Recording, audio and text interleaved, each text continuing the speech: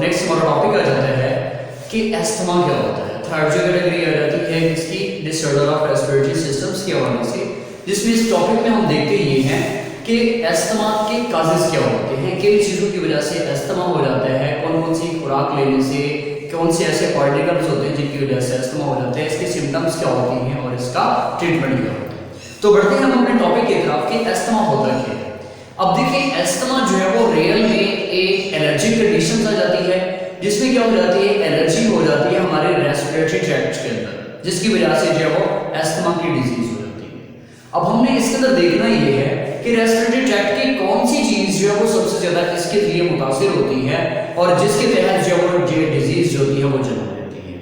अब इसमें अमूमन जो है वो ब्रोंकाई या ब्रोंक्यूल्स को जो है वो क्या होता है, नुकसान पहुंचता है। अब ये नुकसान जो है वो लास्ट ईयर में पड़ा था, वो दूसरी डिजीज के अंदर के बैक्टीरियल या वायरसेस की वजह से होता है। लेकिन जो एस्थमा का पेशेंट होगा उसमें ये जो डिजीज होती है वो अमूमन किसी ऐसे फैक्टर्स की वजह से होती है जो कि हमारे बॉडी में जाकर एलर्जी का कॉज करता है। खास तौर पे या तो हम उसको इनहेल करवा देते हैं या जो वो एयर्स के जरिए जो है या ऐसी खुराक कंटेमिनेटेड होती है, उसकी वजह से क्या हो जाती है, डिजीज हो जाती है।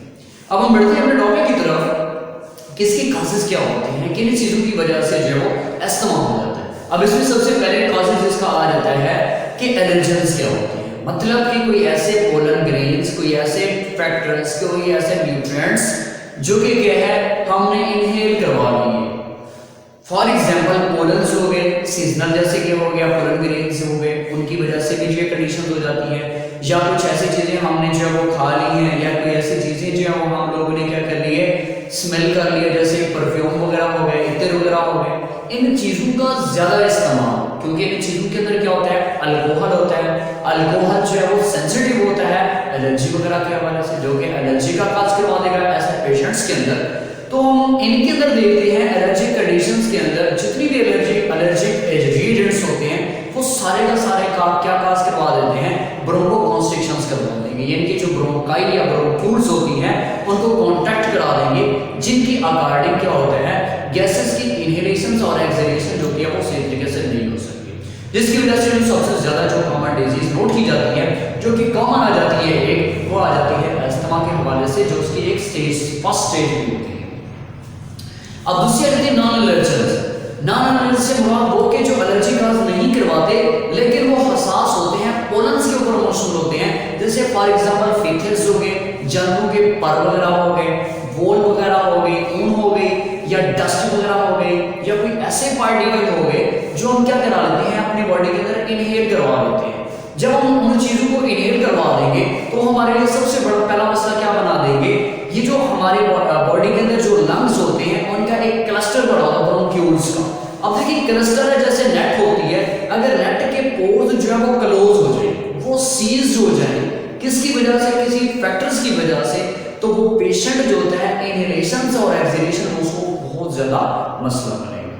तो ये थी इनके नॉन एलर्जी की वजह से। अब तीसरा जाता है कि अगर वो पेशेंट कॉन्टेमिनेटेड खुराक खा लेता है, मतलब ये कि कोई ऐसी खुराक खा लेता है जिसके अंदर जो एलर्जी काजिंग एजेंट्स होते हैं, एलर्जी काजिंग कोई दूसरे फैक्टर्स होते हैं जो जाकर हमारे ब्रोंकाई या ब्रोंक्यूल्स के लिए नुकसान करते हैं। अब खुराक खाई ऑटोमेटिकली तो वो ट्रांसफर हो जाते हैं अगर हमारे बॉडी के ऐसे पोर्शंस के अंदर जो कि रेस्पिरेटरी ट्रैक्ट्स के ऊपर मौजूद होते हैं, तो वहां पर जाकर उसको क्या करते हैं, मुतासर करते हैं, जिसके कारण होता क्या है,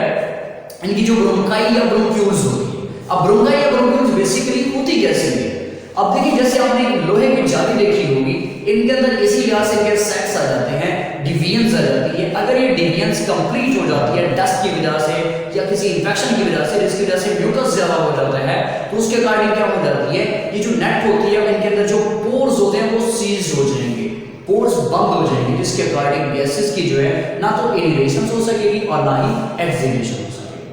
तो ये आ जाते हैं इनकी काजेस के, किन चीजों की वजह से जो है वो एस्थमा काज होता है या कौन से ऐसे फैक्टर्स हैं जिसकी वजह से जो है वो एस्थमा की डिजीज होती है। अब हम आते हैं अपने टॉपिक की तरफ कि एस्थमा के अंदर जो है इनके काजेस क्या होते हैं, इनकी जो है वो सिम्टम्स वगैरह कैसी होती है, इनकी अलामत कैसी होती हैं, इनके अंदर जो है हमें कैसे पता चलेगा कि फलां पेशेंट जो है उसको एस्थमा की डिजीज है। अब इसको एस्थमा का पेशेंट जो है वो अमूमन उसके अंदर अलामत सबसे पहले क्या होगी क्योंकि देखिए कौन सी चीज को ये कॉन्ट्रैक्ट करवा रहा है, ये चीज जो है वो ब्रोंकाई या ब्रोंक्यूल्स को नुकसान पहुंचा रहा है। अब सबसे पहले क्या होगा, इसके सिम्टम्स में ये होगा कि ब्रोंक्यूल्स जो उनके अंदर वेसल कॉन्स्ट्रिक्शंस हो जाएगी, ब्रोंको कॉन्स्ट्रिक्शंस हो जाएगी, वेसल्स जो है या ब्रोंकाई या ब्रोंक्यूल्स जो है वो कॉन्ट्रैक्ट हो जाएगी, जिसके अकॉर्डिंग इनर साइड में जो एयर है वो एंटेंगल हो जाएगी उसके अंदर, और एयर जो है वो इजीली इनहेल या एक्सहेल आउट नहीं हो सकेगी। तो पहली कंडीशन क्या है इसके सिम्टम्स में कि सांस लेने में दुश्वारी हो जाएगी उस पेशेंट को, सांस के साथ साथ उसको इरिटेशन हो जाएगी, इचिंग वगैरह फील हो जाएगी, और ऐसा पेशेंट सांस लेता हुआ आपको ऐसे फील होगा जैसे कि उसकी जुबान या उसके मुंह से जो सीटियां निकल रही है। तो ये कंडीशन आ जाती है इस पेशेंट की। और अगर हम उसको किसी बंद जगह पर उसको जो वो बिठा देते हैं जहां पर वेंटिलेशन का प्रोसेस नहीं है, जहां पर फ्रेश एयर का जो है वो प्रोसेस नहीं है, तो उसके लिए वहां पर सांस लेने में बहुत ज्यादा दुश्वारी हो जाएगी। तो ऐसा पेशेंट जब वो घुटन फील करेगा, जिसके अकॉर्डिंग चेस्ट वगैरह की डिस्टर्बेंस हो सकती है, चेस्ट में पेन हो सकता है, या उसके अकॉर्डिंग क्या हो जाएगा, इनके अंदर वेसोकॉन्स्ट्रिक्शंस की वजह से, सॉरी ब्रोंकोकॉन्स्ट्रिक्शंस की वजह से जो है वो सांस लेने में बहुत ज्यादा दुश्वारी पेश आ जाएगी। अब ये तो थी कि इसके सिम्टम्स क्या होती हैं, सिम्टम क्यों रेज हुई है ये भी मैंने आपको बता दी है, सिम्टम्स ये होती है इसके अंदर। अब अगर ऐसा पेशेंट के अंदर जो सिम्टम्स आ जाती है तो वो अपने आप को कंसीडर कर ले कि वो अस्थमा की कंडीशन के अंदर है। अब देखिए वो अस्थमा की कंडीशन में चला गया, अब हमने उसका ट्रीटमेंट कैसे करना है। अब हमने देखना ये है कि उसको अस्थमा किस चीज की वजह से हो रहा है। अगर तो वो एलर्जिक रिएक्शन की वजह से हो रहा है तो हम उसको एंटी एलर्जिक पहले देंगे, ताकि उसका वो जो एलर्जिक का जो रिएक्शन है वो उसको क्लोज कर दे, वो क्लोज हो जाएगा। उसके बाद फिर हमने उसको वो ड्रग्स देनी है जो कि ब्रोंकोडाइलेशंस क्रास करवा देंगे, यानी कि जो ब्रोंकाई या ब्रोंक्यूल्स जो है वो कॉन्ट्रैक्ट हुई पड़ी हैं, ऐसे ड्रग्स देंगे उनकी कॉन्ट्रैक्शंस को रिलैक्सेशंस की तरफ कन्वर्ट कर देंगे, उनकी जो ब्रोंकाई कॉन्ट्रैक्ट हुई पड़ी है उनको डायलेट करवा देंगे। अब जैसे ब्रोंकाई डायलेट हो जाएंगे, ऑटोमेटिकली पेशेंट जो है वो खुद को कंफर्टेबल फील करेगा, सुकून फील करेगा, और इसकी इनहेलेशंस और एक्सहेलेशन का प्रोसेस जो है वो भी कंप्लीट हो जाएगा, और उसमें किसी किस्म का उसको कोई कंफ्यूजन या किसी किस्म की जो है वो डिस्टर्बेंस नहीं होगी, खासतौर पे सांस लेने और इनहेल और एक्सहेल करने में।